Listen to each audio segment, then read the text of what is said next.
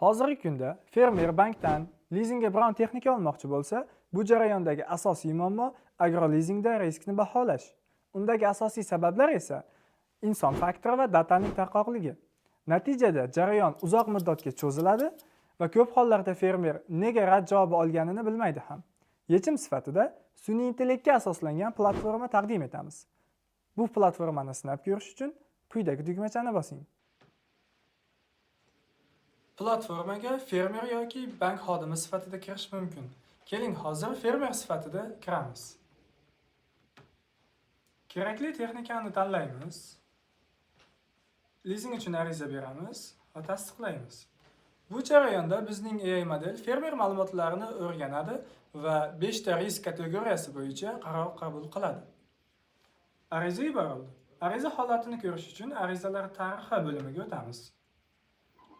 Ariza tasdiqlandi. Tasdiqlangan ariza ustiga bosish orqali batafsil ma'lumot olishimiz mumkin.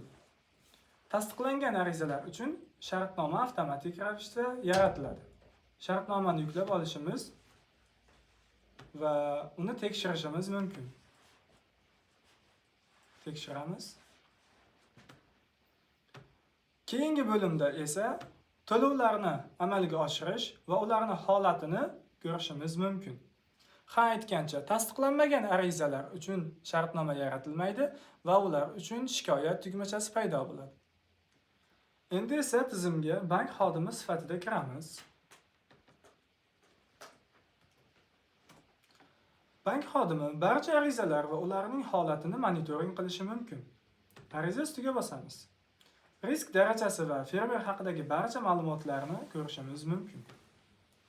Qayta ko'rib chiqish bo'limiga tushgan arizalarni xodim AI tahlil yordamida qayta analiz qiladi va to'g'ri qaror qabul qiladi. Keyinchalik barcha arizalarni to'lov holatini ham ko'rishi mumkin. Xulosa o'rnida AgroLiz AI banklar uchun riskni kamaytiradi, fermerlar uchun esa jarayonni tezlatadi va qulaylashtiradi.